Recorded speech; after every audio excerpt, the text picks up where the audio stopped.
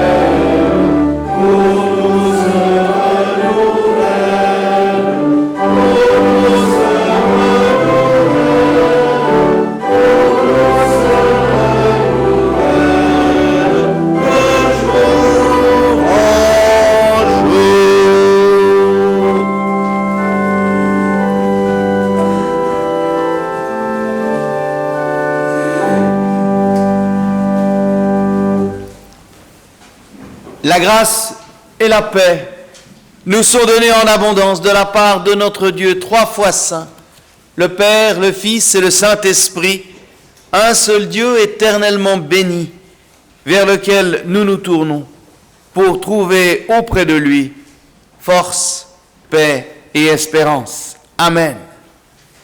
Bienvenue, bienvenue à chacune et chacun d'entre vous ce matin pour ce jour de Noël. Alors bienvenue à vous, nos fidèles paroissiens et paroissiennes, et une bienvenue toute particulière à vous qui êtes peut-être ici en visite ou pour la première fois. Soyez tout particulièrement accueillis dans cette maison de prière qui est la vôtre. Que chacun d'entre vous se sente ici comme chez lui ou chez elle.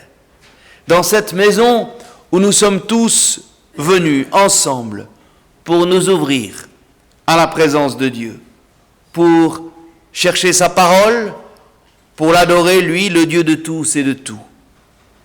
Ensemble, mais chacun à son rythme et avec ses moyens, Nous voulons nous approcher de la crèche pour redécouvrir cette proximité de Dieu au cœur de notre monde, au creux de notre vie. Alors plus que jamais peut-être, nous avons besoin de recevoir cette paix promise à Noël. Mais cette paix, pour la recevoir, eh bien, il faut commencer par la faire rayonner autour de nous. Et c'est ce que je vous invite à faire en vous souhaitant les uns les autres un joyeux Noël, ou plus que ça encore, un Noël béni, rempli des bénédictions du Seigneur. Alors, transmettons-nous cette bonne nouvelle de la bénédiction de Dieu.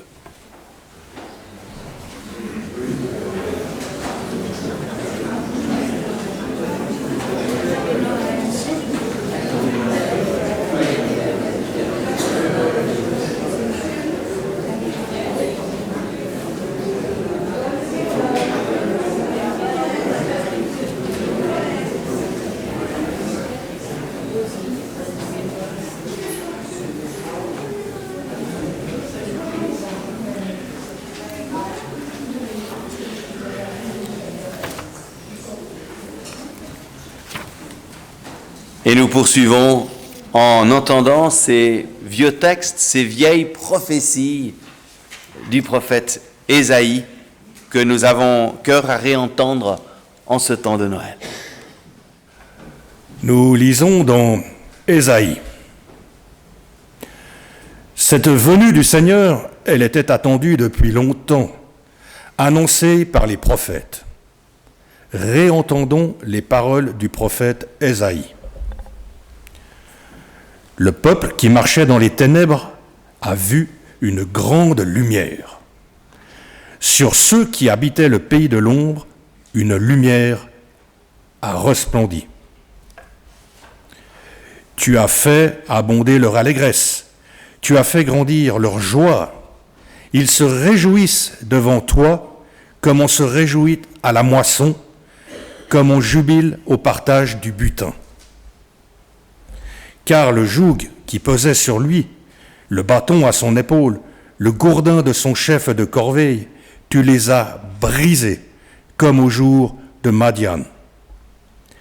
Car un enfant nous est né, un fils nous a été donné.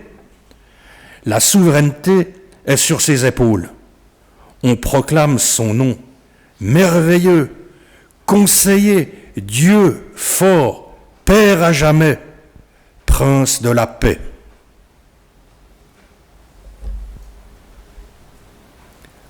Prions. Nous croyons qu'à Noël, Seigneur, tu nous rejoins en notre humanité. Nous croyons qu'à Noël, tu fais alliance avec nous. Nous croyons que tu es présent désormais en tous les endroits de la terre, là où un enfant pleure, comme là où un enfant rit, là où il y a la guerre, comme là où il y a la paix. Nous croyons que Noël est le cadeau que tu fais à chacun d'entre nous. Là où l'espérance s'était étiolée, tu viens faire reverdir l'allégresse. Là où le passé pesait trop lourd, tu viens ouvrir un avenir. Là où nos mentalités sclérosées n'osaient plus rien imaginer, tu viens reprendre et accomplir les rêves séculaires de notre humanité. Nous croyons qu'un enfant nous est né et que sa naissance est prophétique de notre réenfantement. Un fils nous est donné, qu'en lui se greffe toute nouveauté. Amen. Et chantons notre joie au cantique numéro 256, 1, 2 et 3.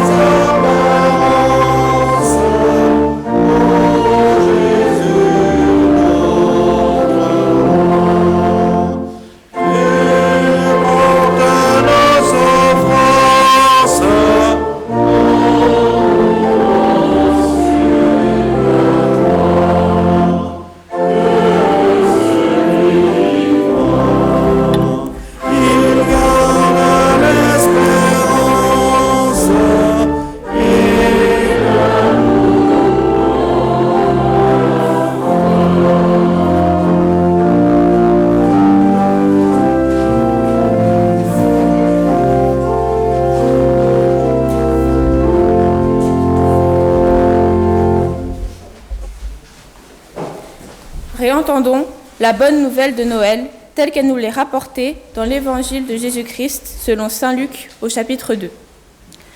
En ce temps-là, parut un décret de César Auguste pour faire recenser le monde entier. Ce premier recensement eut lieu à l'époque où Quirinius était gouverneur de Syrie. Tous allaient se faire recenser, chacun dans sa propre ville.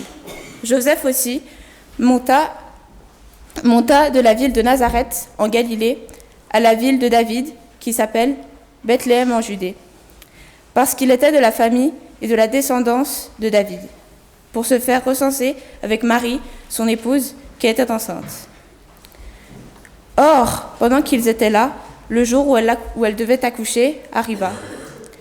Elle accoucha de son fils premier-né, l'emmaillota et le déposa dans une mangeoire, parce qu'il n'y avait pas de place pour eux dans la salle d'hôtes. Il y avait dans le même pays des bergers qui vivaient aux champs et montaient la garde pendant la nuit auprès de leurs troupeaux. Un ange du Seigneur se présenta devant eux, la gloire du Seigneur les enveloppa de lumière, et ils furent saisis d'une grande crainte. L'ange leur dit : « Soyez sans crainte, car voici, je viens vous annoncer une bonne nouvelle qui sera une grande joie pour tout le peuple. Il vous est né aujourd'hui, dans la ville de David, un sauveur qui est le Christ Seigneur, et voici le signe qui vous est donné. Vous trouverez un nouveau-né, émailloté et couché dans une mangeoire. » Tout à coup, il eut avec l'ange l'armée céleste en masse qui chantait les louanges de Dieu et disait : « Gloire à Dieu au plus haut des cieux, et sur la terre paix pour ses bien-aimés. » Or, quand les anges les eurent quittés pour le ciel, les bergers se dirent entre eux : « Allons donc jusqu'à Bethléem, et voyons ce qui est arrivé, ce que le Seigneur nous a fait connaître. » Ils y allèrent en hâte et trouvèrent Marie, Joseph et le nouveau-né couchés dans la mangeoire. Après avoir vu, ils firent connaître ce qui leur avait été dit au sujet de cet enfant. Et tous ceux qui les entendirent furent étonnés de ce que leur disaient les bergers. Quant à Marie, elle retenait tous ces événements en cherchant le sens.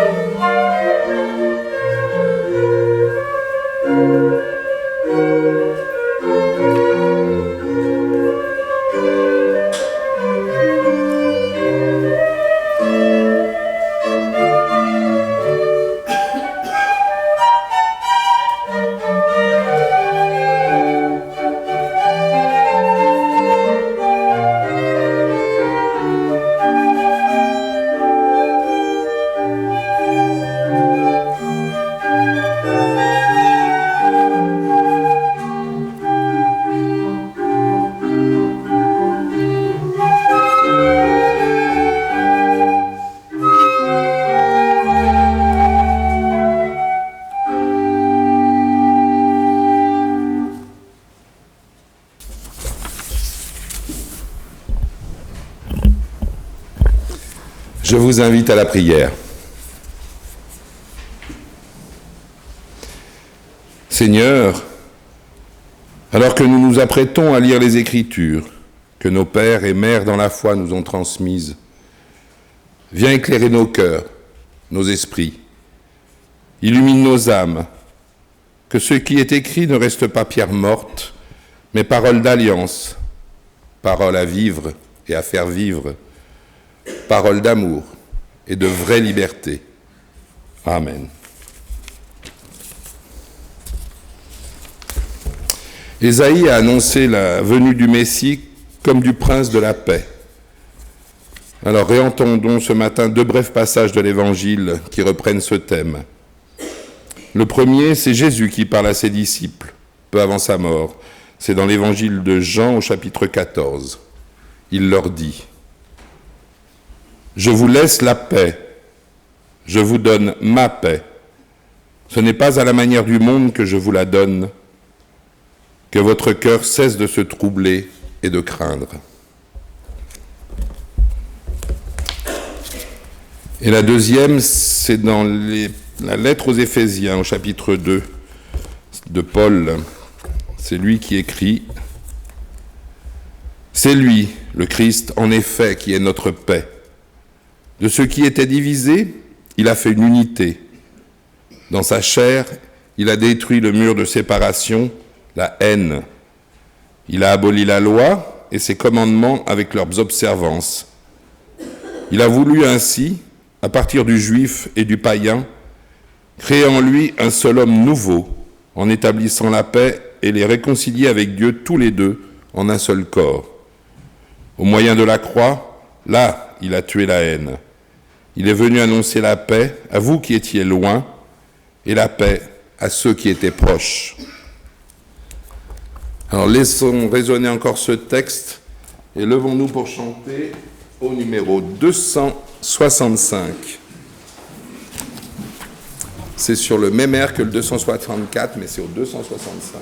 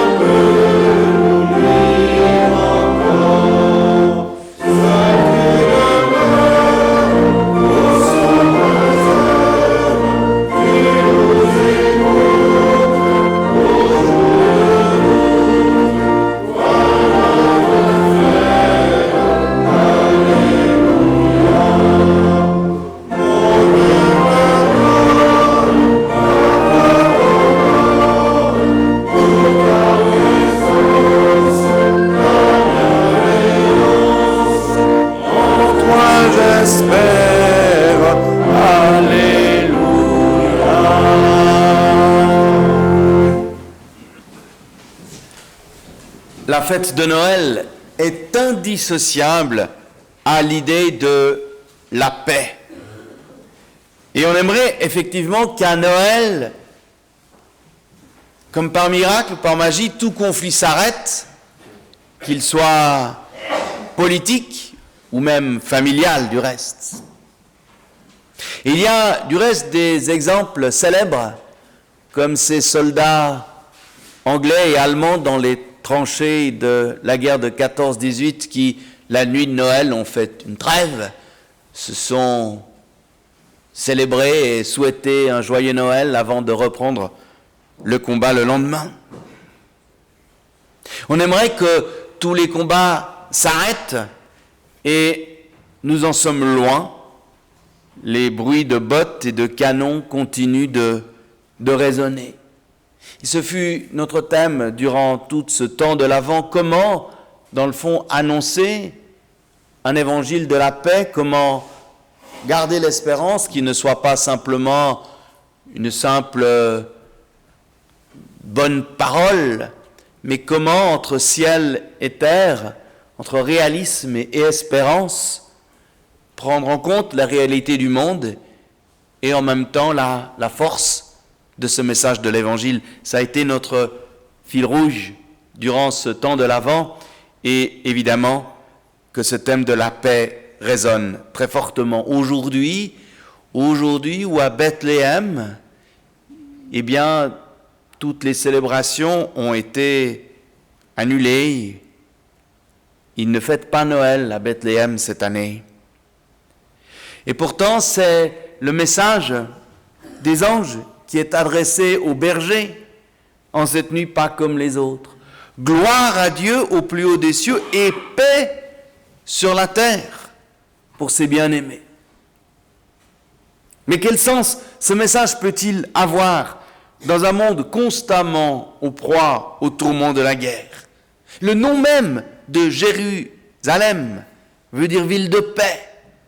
Et on se rend bien compte le décalage qu'il y a entre ce nom et la réalité, ou alors est-ce programmatique, d'une espérance têtue au vu de la situation internationale. Tout le monde dit vouloir la paix. Même ceux qui déclenchent les guerres les plus abjectes disent qu'ils veulent la paix. Alors n'est-ce pas une banalité, voire une hypocrisie de l'évoquer ou une naïveté de l'invoquer aujourd'hui? Si tout le monde voulait vraiment et ardemment la paix, il n'y aurait pas toutes ces guerres autour de la planète, en Ukraine, en Israël, au Congo, en Arménie, en Syrie, en Birmanie, et la liste est hélas si longue qu'on ne peut toutes l'égrener. Tous ces conflits qui ravagent le monde et qui martyrisent l'humain. Alors si nous sommes cette année particulièrement inquiets et que l'on voit la guerre dangereusement se rapprocher de nos contrées que l'on croyait épargnées, ce monde, il faut bien l'admettre, n'a jamais vraiment connu une période de l'histoire sans aucune guerre. Or, malgré cette inquiétude grandissante de voir le monde sombrer encore davantage dans un conflit généralisé, un peu partout aujourd'hui, des hommes et des femmes de tout âge, de toute culture, de toute langue célèbrent la venue de cet enfant dont la Bible parle comme du prince de la paix. Alors sommes-nous dans une forme de piété un peu naïve, une pure tradition, ou dans un déni de la réalité, où cela peut-il encore résonner, avoir du sens? Sans doute faut-il s'entendre sur ce qu'est cette paix que nous attendons et célébrons. Dans son fameux discours d'adieu qu'il adresse à ses disciples, en Jean 14, Jésus leur promet la paix, mais pas à la manière du monde. Il leur dit, je vous laisse la paix, je vous donne ma paix, que votre cœur cesse de se troubler et de craindre. Alors qu'est-ce que cette paix du Christ? Un Christ qui, ailleurs du reste, annonce de manière très surprenante et un peu dérangeante pour nous, qu'il n'est pas venu pour apporter la paix, mais le glaive. En Matthieu 10, une parole choquante, difficile à comprendre, mais qui nous rappelle que l'évangile n'est ni mièvre ni doucereux. Et il y a déjà qu'à voir combien cette naissance célébrée à Noël provoque remous et controverse. L'évangile n'est donc pas une petite couche de vernis spirituel, mais possède une force qui provoque, hier comme aujourd'hui, des réactions. Il y a quelque chose d'une puissance contestatrice dans cette naissance. Et Marie, alors enceinte, le chantait déjà dans son Magnificat, quand elle disait « Il a jeté les puissants à bas de leur trône et il a élevé les humbles. » Et en même temps, on voit vite les limites, car la violence et la cruauté des hommes ne semblent pas freiner pour autant par cette naissance, ni hier, du reste, puisque sitôt après le récit de la naissance, on a le massacre des saints innocents, ni aujourd'hui du reste, où le fossé entre les puissants et les laissés pour compte ne cesse de s'accroître. Et pourtant cet évangile, Paul, dans sa lettre aux Éphésiens, un peu plus loin au chapitre 6, décrit l'évangile comme l'évangile de la paix. Mais qu'est-ce que cette paix alors? À l'époque de Jésus, il est beaucoup question de la Pax Romana, qui garantit une certaine stabilité au prix de la liberté et de la soumission des peuples. Beaucoup s'en accommodent. Finalement, pour le business, ce n'est pas si mal. Et puis, les religieux y trouvent leur compte. Ils peuvent continuer à aller faire leur prière au temple. Mais ce Jésus, qui dit précisément « Je ne suis pas venu apporter la paix mais le glaive », questionne cette quiétude et ces accommodements. Et les religieux ne s'y trompent pas et craignent bien vite que cet agitateur menace ce fragile équilibre. Mais cette Pax Romana, c'est la paix que la Chine veut aujourd'hui imposer à Hong Kong, ou la Russie en Ukraine. C'est la paix politique imposée par la force. C'est le pari de tous les régimes oppressifs, qui confondent paix et maintien de l'ordre, ou plutôt paix et maintien de leur ordre, de leurs privilèges. Mais de fait, il s'agit là d'une paix morte, à l'image de l'eau, vous le savez, qui, si elle ne bouge absolument pas, ou plus, devient croupie, c'est-à-dire morte. Alors il est coutume, comme nous l'avons fait ce matin, pour Noël, de réentendre les prophéties d'Ésaïe, auxquelles les premiers chrétiens ont immédiatement associé à ce prince de la paix annoncé par Ésaïe la figure du Christ. Ésaïe, lui, à son époque, est confronté au roi Akaz. Israël, vous le savez, a voulu se doter d'un roi, dans le fond, pour faire comme toutes les autres nations qui sont autour d'Israël, il se dote d'un roi. Salomon, peu avant Akaz, qui était reconnu comme un roi sage parmi tous les rois d'Israël, a néanmoins de toute son autorité réintroduit les corvées de sinistre mémoire pour reconstruire le temple. Et Ésaïe met alors en tension ce pouvoir politique et ses limites, ses incohérences, ses compromissions et ce prince de la paix, prince idéal, qui veut inscrire son action dans un autre registre. Jésus, beaucoup plus tard, en s'organisant avec sa cohorte de 12 disciples, rappelant les 12 tribus d'Israël, en arrivant au rameau, salué comme un roi, sur un modeste ânon, manifeste notamment par ces signes que sa royauté va être d'un autre ordre et que la paix qu'il vient offrir n'est pas d'abord une paix politique ou une forme de quiétude plus ou moins durable. Le shalom biblique est un concept plus vaste, une paix qui n'est pas simplement absence de guerre, mais qui transforme les cœurs en profondeur. Une paix qui réconcilie. Dans sa lettre aux Éphésiens, Paul écrit « C'est lui, le Christ, qui est notre paix, de ce qui était divisé, il a fait une unité. Dans sa chair, il a détruit le mur de séparation, la haine. » C'est bien là notre grande mission pour nous qui voulons être fidèles à l'Évangile. D'abord, se laisser réconcilier avec nous-mêmes.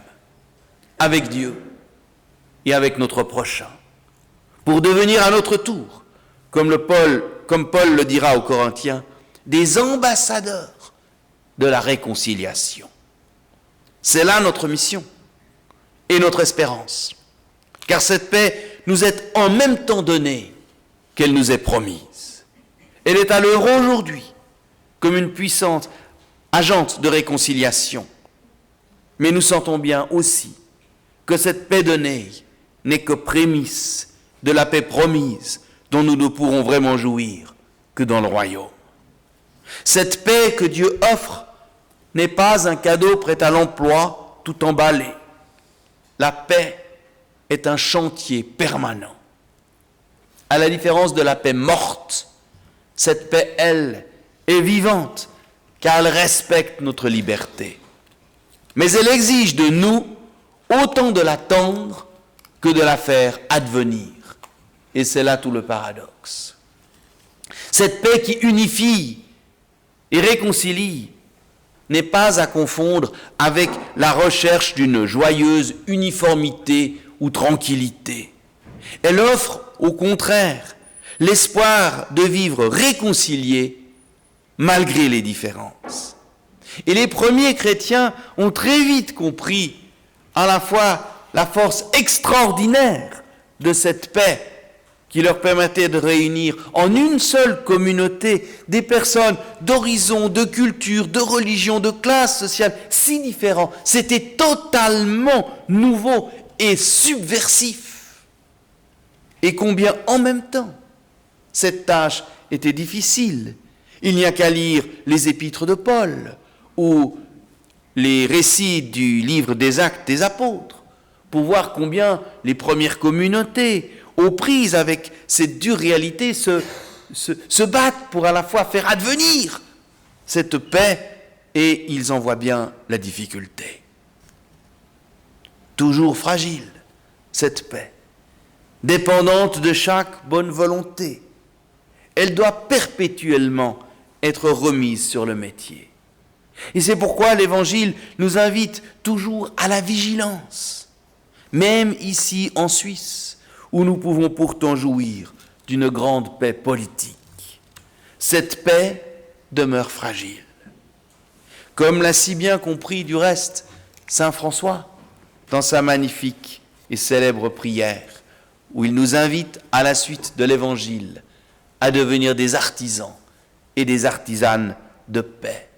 C'est ce que dit déjà la 7e béatitude.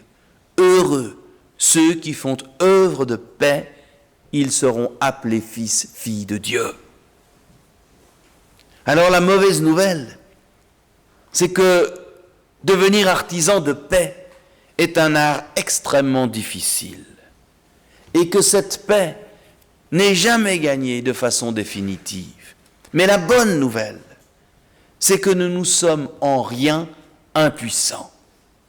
Elle commence ici et maintenant, cette paix, dans les plus petites choses de la vie et de nos relations.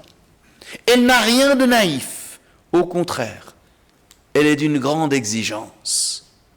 Mais elle se nourrit à la source, dans cette grâce même que le Christ est venu nous offrir à travers sa vie et sa mort, pour faire de nous un peuple ardent à faire le bien, comme le dit Paul dans sa lettre à Tite. Et les occasions, déjà, autour de nous, vous en conviendrez, ne manquent pas.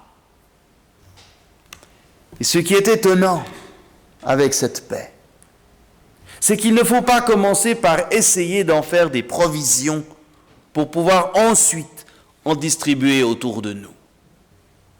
Comme s'il fallait commencer par être bien, dans un bon environnement totalement pacifié, pour pouvoir alors après en offrir un peu aux autres. Avec l'Évangile, comme souvent, il faut accepter de faire les choses à l'envers. Plus nous porterons cette paix autour de nous, plus nous pourrons la recevoir. Telle est la promesse du Christ. Alors certes, le mystère reste entier. Pourquoi la venue de ce prince de la paix dans cette nuit de Noël dans notre monde, n'a-t-elle pas suffisamment converti les cœurs pour instituer une paix sur cette terre? C'est une vraie question et elle ne cesse d'ébranler notre foi.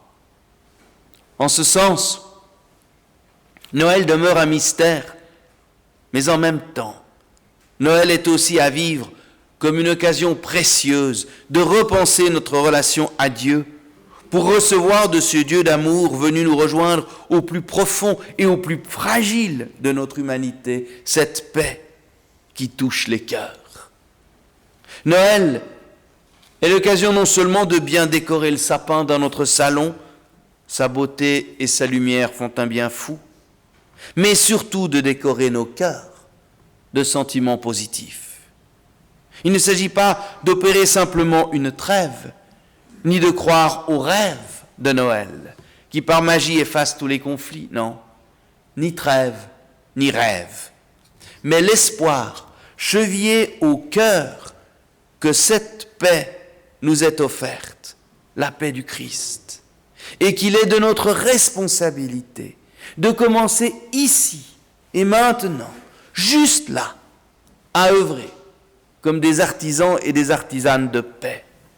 Alors oui, il faut y croire, car la réalité semble souvent vouloir démentir cette espérance.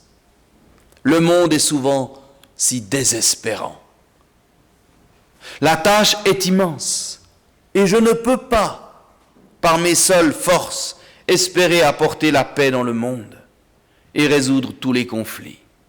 Je suis si petit et mes moyens si limités. Mais il faut y croire. Croire, c'est bien ce que nous sommes appelés à faire comme croyants. Croire. Croire que cette paix qui nous est offerte au fond de notre cœur est puissante. Si 5 pains et 2 poissons ont pu nourrir une foule immense, alors le petit peu de paix que je peux semer pourra produire un fruit insoupçonné. Si nous ne le croyons pas, alors qui pourra y croire? Si nous ne relevons pas les manches pour œuvrer comme des artisans et des artisanes de paix, alors qui le fera? Oui, frères et sœurs, la tâche est immense et nous sommes souvent découragés devant la violence, voire la bêtise du monde, qui n'apprend rien, désespérément rien de l'histoire. Mais nous voulons croire que cette paix du Christ est encore plus forte. Elle seule peut changer les cœurs. Nous n'avons pas d'autre choix que d'y croire. Nous n'avons pas d'autre choix que d'aller nous prosterner devant la crèche pour demander à cet enfant, Prince de la paix, de nous bénir et de nous renouveler chaque matin le don de sa paix. Amen.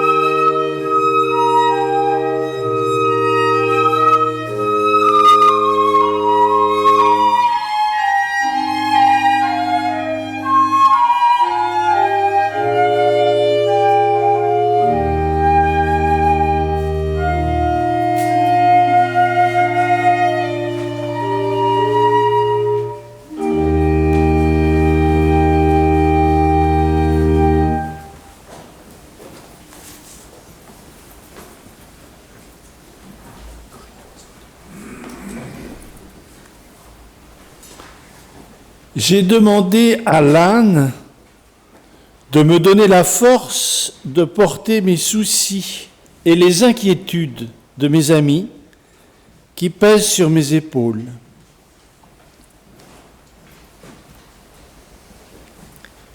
J'ai demandé au bœuf de me procurer sa chaleur pour que je puisse me réchauffer à son souffle des rigueurs de l'hiver.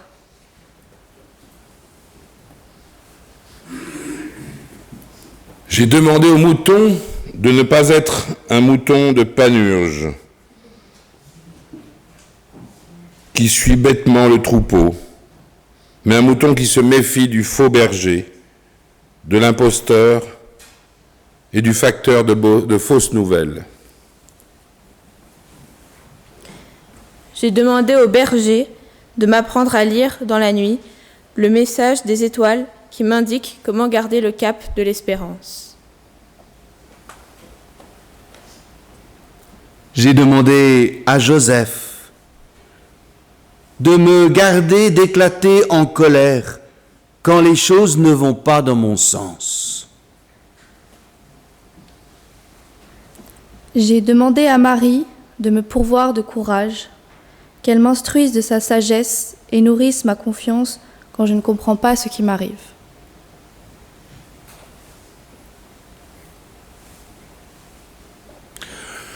J'ai demandé à la mangeoire encore vide de me recueillir tel que je suis, pauvre, désarmé face à la marche du monde et au grand mystère de l'humain. Amen.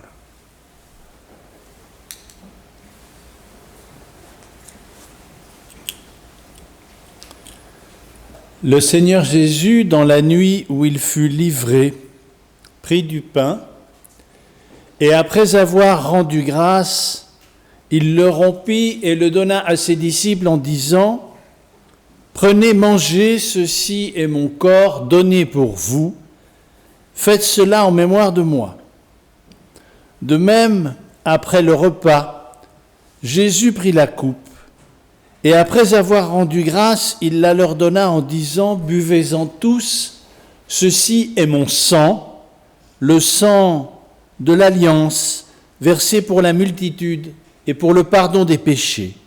Faites cela en mémoire de moi toutes les fois que vous en boirez. »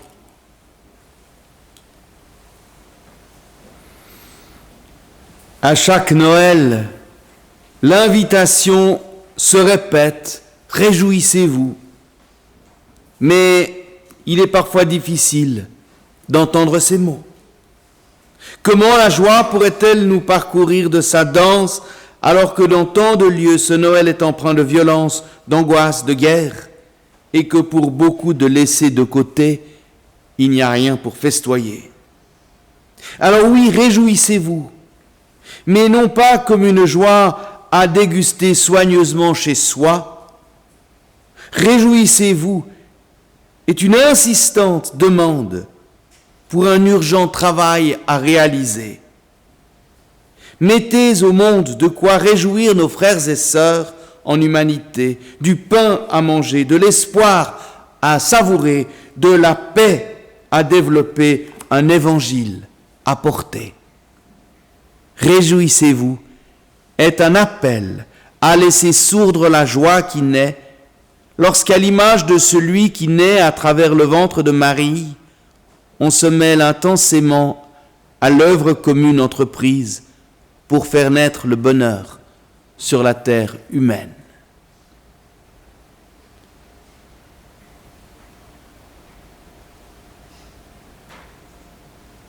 Aujourd'hui, nous aimerions prier pour la terre entière,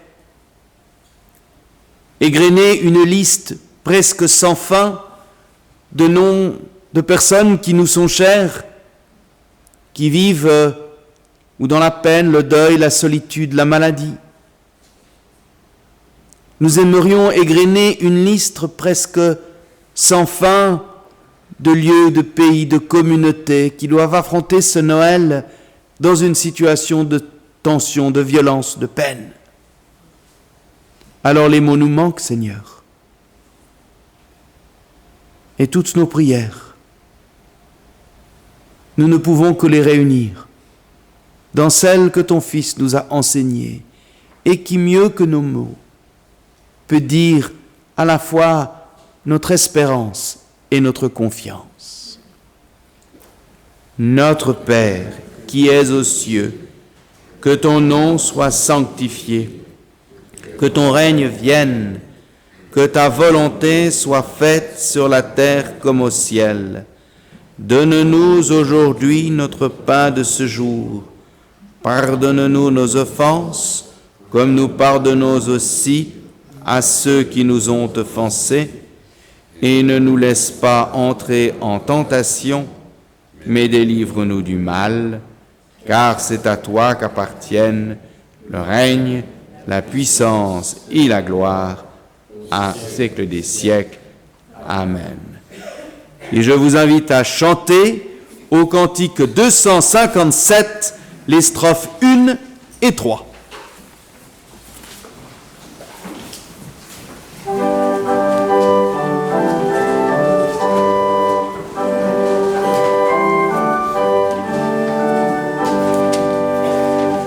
Devant ta crèche prosternée, je viens te rendre hommage. Enfant divin qui nous est né, je t'aime sans partage. Voici mon cœur, voici mes biens, je viens les mettre dans tes mains, car je suis ton ouvrage. Jésus, comment te recevoir, toi le Seigneur suprême, ta sainte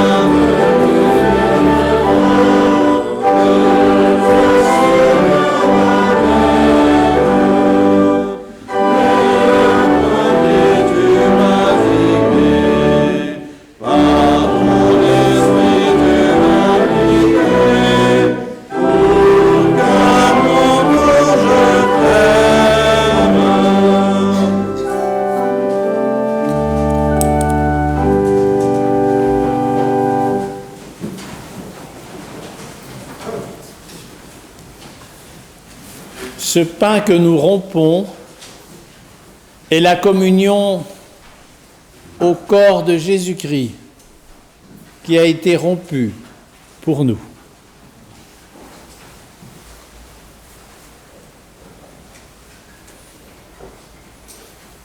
La coupe de bénédiction pour laquelle nous rendons grâce est communion au sang de notre Seigneur Jésus-Christ, le sang de l'alliance nouvelle et éternelle, répandu pour la vie donnée à jamais. Amen.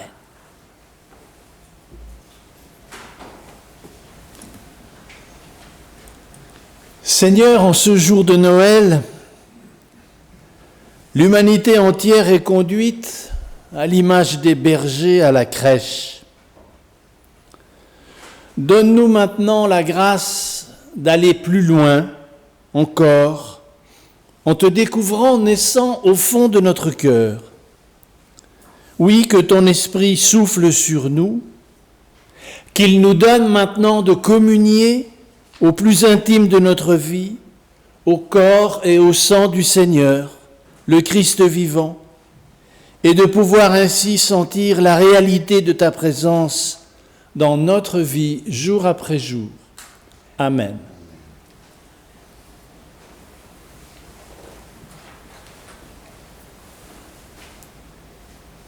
Le Seigneur a dit, je ne mettrai pas dehors celui qui vient à moi. Nous pouvons entendre cette parole avec confiance.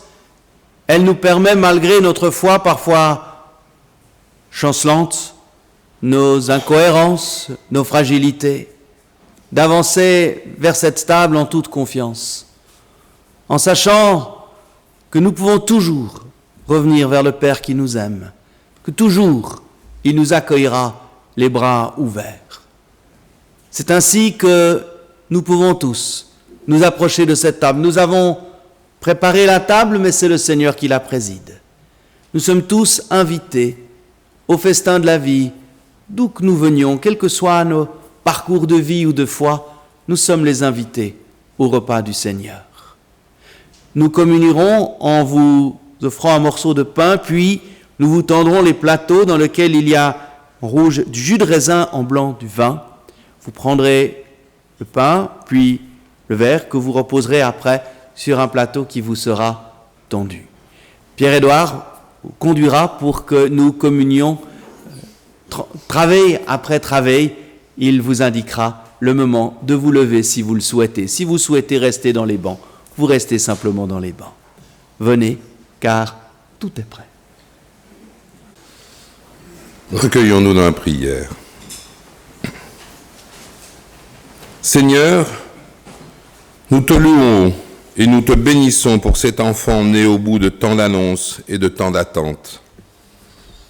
Aligné parmi les pauvres et exilé dans la salle commune, il est la signature de ton alliance pour l'éternité inscrite dans nos conditions humaines.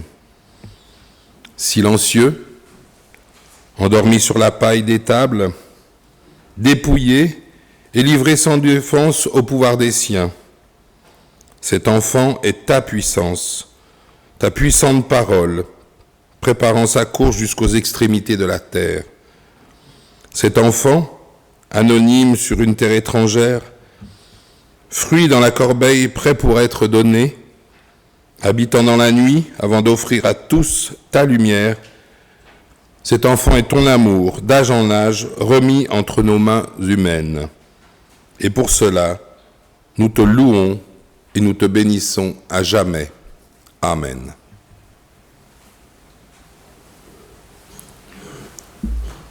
Nous allons arriver bientôt au terme de ce moment de culte de Noël. J'aimerais beaucoup vous remercier pour votre présence. Ensemble, nous formons communauté et cela nous donne de l'énergie, de la force, du courage. Alors c'est beau de nous voir ensemble dans tous ces cultes que nous avons vécus depuis quelque temps, hier soir, hier matin, aujourd'hui.